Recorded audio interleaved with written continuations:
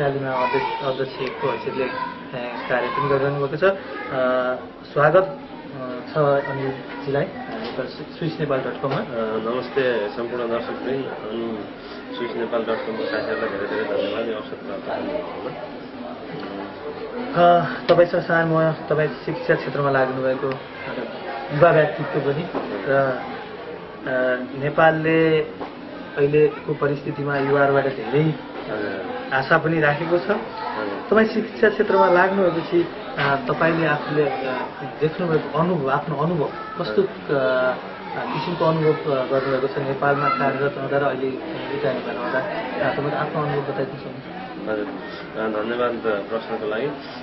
म चाहिँ अब 2000 मा रसियाबाट एमडी सिधा आएपछि नेपाल फर्केको थिएँ।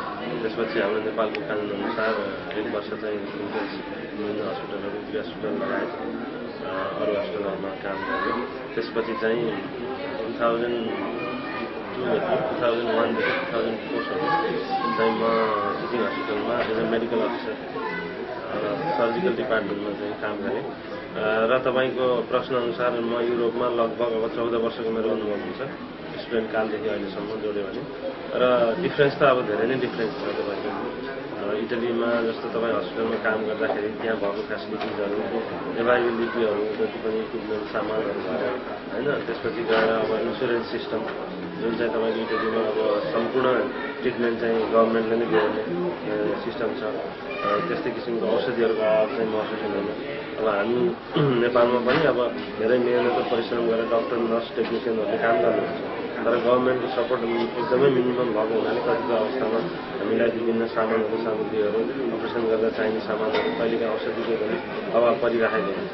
अब स्पेसल्ली तपाईँको दुर्गम क्षेत्रबाट आएको बिरामीहरूलाई कहिलेकाहीँ डक्टरहरू हामी नै मिलेर हामी काम गर्दाखेरि पनि मलाई अहिलेसम्म याद छ हामी आफै मिलेर पैसा उठाएर पनि कहिले त्यो अपरेसनमा लाग्ने सामानहरू जुटाउनेसम्म पनि गरिन्छ। त्यसले गर्दाखेरि अब हेल्थ सेक्टरमा आजभन्दा 20 वर्ष अगाडिको स्थिति र अहिले हेऱ्यो भने त धेरै नै फरक छ। तर पनि अझै पनि हामीकोमा धेरै नै अभाव तपाईँको युरोपियन कन्ट्रीसँग तपाईँले कम्पेयर गर्नुभयो भने धेरै नै अभावहरू विभिन्न सेक्टरमा छ। तपाईँले यस अभाव एउटा समस्या देख्नुभयो चिकित्सा क्षेत्रमा नेपालमा। यदि तपाईँहरू जस्तो युवा प्रतिभाहरू जो विदेशको अनुभव र जुन किसिमको तपाईँले अध्ययन गर्न छ तपाईँको जुन एउटा स्कोप छ त्यसले नेपालमा तपाईँहरू जस्ता युवाहरूले दिन सकिने योगदान कस्तो खालको योगदान दिन सकिन्छ त्यसको बारेमा केही तपाईँहरूले केही सोच तपाईँले बनाउनु भएको छ? हजुर, तपाईँको अघि नै तपाईँले भने जस्तै म अहिले एनआरएनडीको प्रेसिडेन्ट पनि हो र अब चिकित्सा क्षेत्रमा लागेको पनि अब 12 वर्ष हुन लागिसक्यो। र त्यसमा चाहिँ म के भन्न चाहन्छु भने हरेक विदेशमा रहेको कुनै पनि क्षेत्रको अब स्पेसल्ली मेरो हकमा भन्नुपर्दा मेडिकल सेक्टरमा लागेको डक्टरहरूले स्पेसल्ली गर्न सकिन्छ के भन्दा बाहिरको स्किल नलेज र टेक्नोलोजीलाई कसरी नेपालमा भित्राउन सकिन्छ भन्ने बारेमा हामीले सोच्नुपर्छ। किन भन्दाखेरि यो भनेको तपाईँको दीर्घकालीन असर पार्ने खालको चाहिँ कुराहरू हो। जस्तो हामीले कुनै पनि स्किललाई यहाँबाट ट्रान्सफर गर्न सकियो भने भनौँ यहाँको प्रोफेसरहरू स्पेसलिस्टहरूलाई नेपालमै लगेर नेपालमै चाहिँ त्यो किसिमको अपरेसनहरू गर्न सकियो र त्यहाँको लोकल डक्टर नर्स र टेक्निसियनहरूलाई सिकाउन सकियो भने त्यो के हुन्छ भन्दाखेरि एउटा जेनेरेसनबाट अर्को जेनेरेसनमा त्यो स्किल चाहिँ ट्रान्सफर हुन्छ। र त्यो भनेको के हो त भन्दाखेरि त्यो भनेको एकदमै ठुलो एचिभमेन्ट हो। किनभने कुनै एउटा पेसेन्टलाई यहाँ ल्याएर तपाईँले उपचार गर्नुभन्दा यहाँको मान्छेलाई नेपालमा लगेर उपचार गर्दा सस्तो पनि भयो, प्लस त्यहाँको लोकल चाहिँ स्पेसलिस्टहरू ट्रेन पनि हुन्छ र त्यो ट्रेन चाहिँ जेनेरेसन वाइज चाहिँ ट्रान्सफर पनि हुन्छ। र यही कुरामा हामी फोकस भएर अहिले जति पनि एनआरएन इटलीको एक्टिभिटिजहरू भइरहेको छ त्यसमा चाहिँ म मेरो व्यक्तिगत तर्फबाट र साथै मेरो सहकर्मी अन्य साथीहरूको सहयोगमा हामीले त्यो कामहरू भइ नै राखेको छ। म तपाईँलाई एकछिन छुट्टै अर्को एउटा सानो प्रश्नतिर लान्छु। प्रत्येक वर्ष दिइने एउटा एवार्ड तपाईँले सन् 2011 मा प्राप्त गर्नुभएको छ। त्यो एवार्ड प्राप्त गर्ने तपाईँ पहिलो नेपाली डाक्टर पनि हुनुहुन्छ। जुन award sir Francis Fontaine award त्यो एउटा कस्तो कुन शिक्षा क्षेत्रमा कस्तो खालको योगदान दिए बापत र के कारणका लागि हजुरले प्राप्त गर्ने यसलाई के हाम्रो दर्शकहरूलाई प्रश्न पारिदिनुहुन्छ? हजुर धन्यवाद। यसको बारेमा सबभन्दा पहिला म यो फ्रान्सिस फोन्टेन प्राइजको बारेमा सानो जानकारी दिन चाहन्छु। यो फ्रान्सिस फोन्टेन भनेको चाहिँ एउटा कार्डियक सर्जनको नाम हो र उहाँ फ्रान्सको एकदमै प्रसिद्ध हृदय शल्य चिकित्सक हुनुहुन्छ। उहाँ अझै पनि जिउँदै हुनुहुन्छ। उहाँ अहिले लगभग 86-87 वर्षको हुनुहुन्छ र यो पुरस्कार चाहिँ उहाँको सम्मानमा उहाँले चाहिँ हृदय शल्य चिकित्सामा गर्नुभएको योगदान र उहाँले यति धेरै अपरेसनहरू चाहिँ पत्ता लगाउनु भएको छ कि उहाँको सम्मानमा र युरोपियन एसोसिएसन फर कार्डियोथोरासिक सर्जरी भन्ने चाहिँ एउटा यस्तो एसोसिएसन छ जसको चाहिँ 4500 से 5000 मेम्बरहरू संसारभरिको चाहिँ कार्डियक सर्जनहरू हृदय शल्य चिकित्सकहरू। यस्तो संस्थाको उहाँ चाहिँ फाउन्डिङ फादर पनि हो। उहाँले नै त्यो चाहिँ संस्था स्थापना गर्नुभयो। त्यसले गर्दा उहाँको सम्मानमा चाहिँ हरेक वर्ष दिँदै आइएको एउटा चाहिँ पुरस्कार हो र यो एकदमै कार्डियक सर्जरीमा लागेको क्षेत्रमा लागेको डक्टरहरूको बिचमा चाहिँ एकदमै प्रेस्टिजियस अवार्ड पनि मानिन्छ र यो चाहिँ 1995 देखि दिँदै आइएको छ र अहिले चाहिँ 17 जनाले पाइसक्नुभयो। त्यसमध्ये एकजना म पनि परेँ र म नेपालबाट पहिलो डक्टर पनि हो। तपाईँले अघि नै भनिसक्नुभयो र यसमा स्पेसल्ली चाहिँ कस्तो व्यक्तिलाई दिन्छ त भन्दाखेरि स्पेसल्ली तपाईँको यो हृदय शल्य चिकित्सामा विशेष योगदान र research fellow, young research fellow हुन्छ। कुनै पनि तपाईँको भनौँ न रिसर्च गरिराखेको र स्पेसल अब नयाँ किसिमको चाहिँ कार्डियक सर्जरीमा स्पेसल योगदान दिन सक्ने नयाँ खालको रिसर्च गरेकोहरू मध्येबाट उनीहरूले सिलेक्सन गरेर दिने यो चाहिँ अवार्ड हो र यो चाहिँ यसको चाहिँ राशि पनि तपाईँको 30,000 युरो हुन्छ र साथै प्रमाणपत्र र यसको चाहिँ अरू चाहिँ प्रिभिलेजहरू चाहिँ तपाईँको अब संसारको कुनै पनि एडभान्स सेन्टरमा तपाईँ ट्रेनिङ गर्न चाहनुहुन्छ भने त्यो फेसिलिटी पनि यो अवार्डले तपाईँलाई दिएको छ। र त्यो बाहेक मलाई चाहिँ स्पेसली यो अवार्डले चाहिँ 2 जना डक्टर र एउटा नर्स नेपालको कुनै पनि भनौँ न मैले सिलेक्सन गरेको लाइन युरोपको जहाँ म चाहिँ ट्रेन हुन्छु त्यहाँ चाहिँ बोलाएर चाहिँ training short term advance training दिन पाउने किसिमको फेसिलिटी पनि पाइदिएको छु र त्यसमा अब छिट्टै नै 2 जना डक्टर र 1 जना नर्स पनि आउँदै हुनुहुन्छ।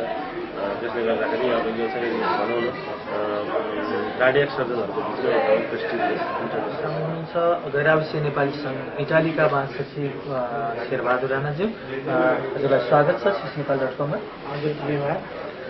हजुर यो गैरावसीय नेपाली सङ्घ युरोपियन 5औं युरोपियन बैठकमा भाग लिने क्रममा अहिले आज हुनुहुन्छ र यो बैठक अब लगभग समापन हुने क्रममा छ। यो 3 दिनको क्रममा तपाईँ यो बैठकमा भाग लिएपछि यसबाट के कस्ता खालका उपलब्धि भएको महसुस गर्नुभयो? हजुर सबभन्दा पहिला सबै स्विच.com हेरेर बस्नुभयो सम्पूर्ण दर्शक बिन्दुहरूलाई मेरो नमस्कार। म अहिले हाल इटालीमा बसोबास गर्दै आएको छु। लास्ट 10 वर्षबाट म इटालीमा छु र अहिले मेरो यहाँ व्यवसाय छ र हामी भर्खरै हजुरले अनिल सर हाम्रो प्रेसिडेन्टको एउटा इन्टरभ्यू लिनुभयो। उहाँ र हामी एनआरएन इटालीमा सँगै प्रवेश गरेका थियौँ। 2011मा हाम्रो इलेक्सनमा हामी इलेक्टेड भएका थियौँ र यस्तै एनआरएनको गतिविधिहरूमा हिँड्ने क्रममा म यो हाम्रो एनआरएनको ग्लोबल कन्फरेन्स काठमाडौँमा भएको थियो, त्यहाँ पनि म भाग लिएको थिएँ र आज निदरल्यान्डमा यो मौका पाएको छु। हामी युरोपियन रिजनल कन्फरेन्समा भाग लियौँ र धेरै खुसी लागेको छ र म सम्पूर्ण यहाँ आयोजक कमिटीहरूलाई स्विच.com मार्फतले उहाँहरूलाई धन्यवाद दिन चाहन्छु। र जहाँसम्म हामी एनआरएनको गतिविधिहरूको बारेमा या हाम्रो रिजनल कन्फरेन्सको बारेमा कुरा गर्नु पर्दाखेरि धेरै उपलब्धजनक मान्नुपर्छ, किनभने बारम्बार हामीले धेरै व्यक्तिहरूबाट सुन्यो होइन। आरोप प्रत्यारोप गर्नुभन्दा हामीले कसरी कन्ट्रिब्युट गर्न सकिन्छ आफ्नो देशको लागि, एनआरएनको लागि हामीले के गर्न सकिन्छ भन्नेमा हामी चिन्तित हुनुपर्छ जस्तो मलाई लाग्छ।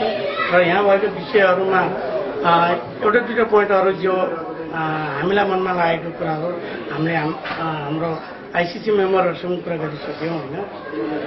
कुनै पनि रिजनल कन्फरेन्सहरू अलिकता बढी एक्सपेन्सिभ देखिएको र जनताबाट सम्पूर्ण एनआरएन विश्वभरिको एनआरएनहरूबाट पनि यस्तो आवाजहरू आइरहेको हुँदा आगामी दिनहरूमा यस्तो किसिमको खर्चहरूलाई अलिकता कम गरेर र छोटो समयमा कम समय लगाएर यस्तो किसिमको निचोडमा जाने हिसाबको कार्यक्रमहरू गर्दा धेरै राम्रो हुन्छ जस्तो मलाई लाग्छ।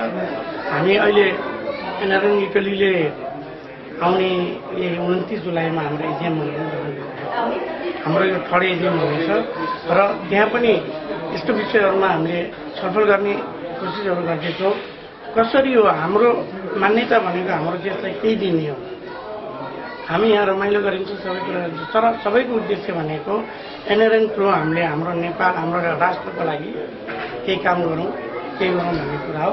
र सायद यहाँ आउनुभएको सम्पूर्ण साथीभाइहरूले यो कुरालाई पनि बुझ्नुभएको छ होला र मैले यसलाई उपलब्धिजनकै मान्छु, किनभने अहिले हामी एकदमै ग्लोबलाइज सानो भइसकेको छौँ। हामी यहाँ आइयो, भाग लियो, सबैलाई परिचय हुने मौका पाइयो, हाम्रो विचारहरू आदान प्रदान गर्ने मौका पाइयो र एनआरएनको विविध विषयहरूमा गहन छलफलहरू भयो होइन। र आगामी दिनमा हाम्रो घोषणापत्र पनि पक्कै आज निक्लिसकेको छ जस्तो लाग्छ मलाई र त्यो मार्फत पनि सम्पूर्ण दर्शकहरूले जानकारी पाउनुहुनेछ। र अरू खासै त मैले अघि नै भने हामीले कसैलाई केही आरोप लगाउनुभन्दा पहिला हामी सबैले केही कन्ट्रिब्युट गर्नुपर्छ भन्ने भावना छ।